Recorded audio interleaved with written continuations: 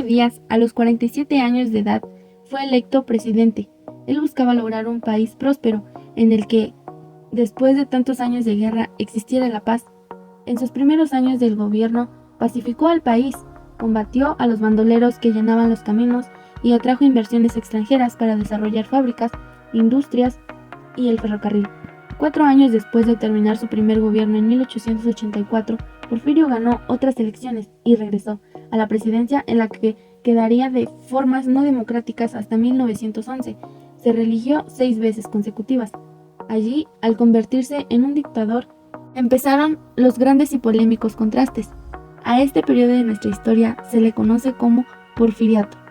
Por un lado, un gran crecimiento industrial aumentó el comercio, se generó empleo para las clases medias y hubo un auge de las ciencias y las artes. Se construyeron edificios majestuosos como los palacios de correos y comunicaciones, y los mexicanos con mayor fortuna vivían, rodeados de lujos en casas de estilo europeo y particularmente francés, además de la construcción de las líneas del ferrocarril que permitían viajar de forma rápida, cómoda y segura. Llegaron a México los inventos del momento como el teléfono y el telégrafo. Ahora el teléfono nos acompaña donde vayamos, pero en aquel momento algunas casas lujosas de la época tenían un cuarto exclusivamente dedicado a este aparato para poder llamar a alguien de forma cómoda y sin que las otras personas los escucharan. La electricidad llegó a las ciudades y por primera vez empezó a haber vida nocturna. Por ejemplo, pasear por la Alameda en el centro de la Ciudad de México. Se popularizó el uso de la fotografía y llegó el cinematógrafo, que filmó a Porfirio Díaz cabalgando en Chapultepec. Pero todo este proceso no era para todos. Más del 80% de la población vivía en la pobreza y no sabía leer ni escribir. Los campesinos tampoco estaban mejor, pues vivían bajo un sistema de servidumbre, es decir, llenos de deudas que contraían con sus propios patrones al comprar alimentos en las llamadas tiendas de raya de las haciendas.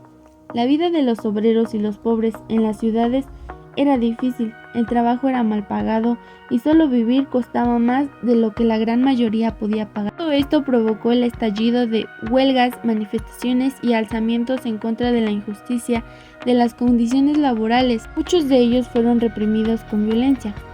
Por otra parte, cada vez eran más personas las que pedían elecciones libres y que Porfirio Díaz ya no se quedara más años en la presidencia. Los efectos negativos del porfiriato eran evidentes en 1910, cuando el gobierno celebra los 100 años de la independencia de México.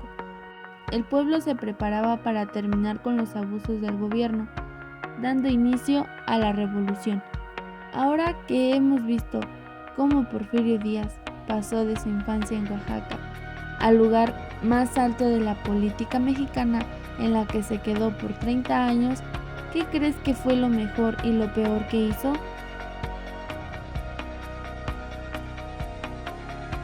¡Atención! Gracias por su atención.